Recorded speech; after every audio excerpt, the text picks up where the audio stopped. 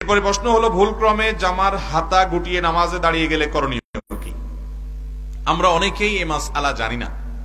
জামার হাতা এভাবে গুটিয়ে, কিংবা আপনি সুন্দর করে ভাঁজ করলেন, সুন্দর করে শার্টের হাতা অনেকে ভাঁজ করে না, এরকম ভাঁজ করে আপনি নামাজ পড়লেন, আপনার নামাজটা ত্রুটিপূর্ণ হবে। নবী করিম সাল্লাল্লাহু আলাইহি ওয়াসাল্লাম পরিষ্কার ভাবে নিষেধ করেছেন যেন জামার হাতা গুটিয়ে কেউ নামাজ না পড়ে।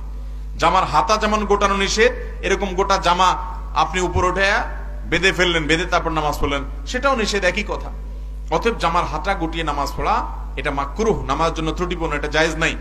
হাতা গোছানো থাকলে সেটাকে খুলে দিয়ে মেলে দিয়ে তারপর সালাত আদায় করতে হবে। কারণ আল্লাহর সামনে আপনি যখন দাঁড়াচ্ছেন তখন এই দানোটা বিনয়ের সর্বোচ্চ পর্যায়ে, আপনি বিনয়ী হয়ে তারপরে আল্লাহর সামনে দাঁড়াবেন। আপনি হাতা গুছিয়ে থাকা, এটা আল্লাহর সামনে দাঁড়ানোর যে শান, তার শানের সাথে যায় না। সবচেয়ে বড় কথা হলো হাদিসে নবী সাল্লাল্লাহু আলাইহি ওয়াসাল্লাম নিষেধ করেছেন। এজন্য জামার হাতা খুলে তারপরে আমরা সালাতে দাঁড়াবো। অনেক ভাইরা আছেন যে বিশেষ করে ওযু করে এসে জামাত শুরু হয়ে গেছে, তো ওযু করার জন্য হাতা গোছাইছেন, ওই অবস্থায় তিনি এসে জামাতে দাঁড়ায় গেছেন। তাহলে জামার হাতা যে গোছানো আপনার, ওই অবস্থায় পুরো নামাজ পড়ে ফেলছেন।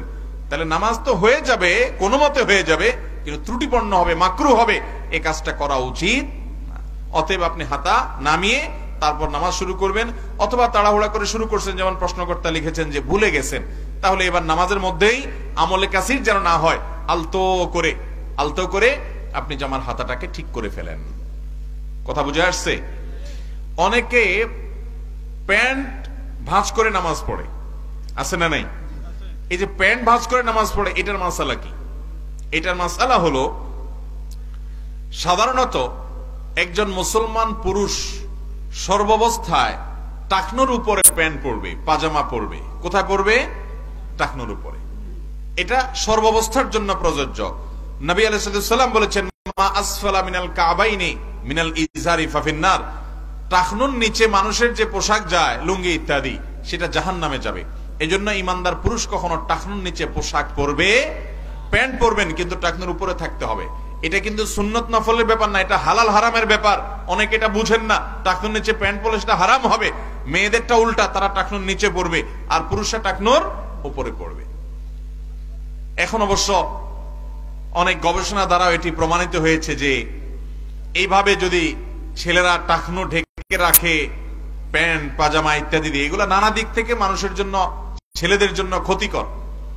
সবচেয়ে বড় কথা হলো যে নবী করিম সাল্লাল্লাহু আলাইহি ওয়াসাল্লাম নিষেধ করেছেন, অতএব সর্বাবস্থায় টাকনুর উপরে আপনার প্যান্ট পাজামা থাকবে। এখন কথা হলো, নামাজের সময় যারা শুধু ভাঁজ করে তাদের কি হবে? উত্তর হলো, সবসময় তো টাকনুর উপরে থাকতে হবে, সেটা আপনি ভাঁজ করে রাখেন আর কেটে ফেলেন, যেভাবে পারেন সেভাবে করেন, কিন্তু আপনার টাকনুর উপরে থাকতে হবে। ভাঁজ করে রাখলেও তো টাকনুর উপরে থাকলো। যারা নামাজের সময় ভাঁজ করে রাখে, তারা এই টাইমটাতে অন্তত এই গুনাহ থেকে বেঁচে আছেন, সেজন্য তাদের এতটুকু সাধুবাদ পাওয়ার উপযুক্ত।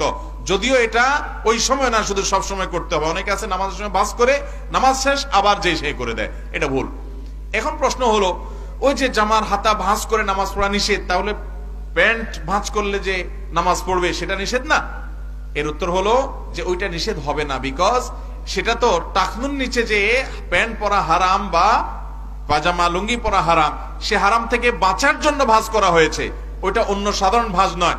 এই জন্য সৌদি আরবের সর্বোচ্চ উলামা পরিষদ এবং স্থায়ী ফতোয়া কমিটির ফতোয়া আছে ব্যাপারে, যে প্যান্ট যদি কেউ ভাঁজ করে টাকনুর নিচ থেকে প্যান্ট যাওয়ার কারণে যে হারাম হবে, সেটা থেকে বাঁচার জন্য ওইটা এক্সেপশন, ওইটা করলে জায়েজ আছে, কিন্তু সেটা করলে ফুল টাইম করতে হবে এবং পরবর্তীতে প্যান্ট ছোট করে ফেলতে হবে। আল্লাহ তাআলা টাকনুর নিচে প্যান্ট পরার এই হারাম কাজ থেকে আমাদের বেঁচে থাকার তৌফিক দান করুন।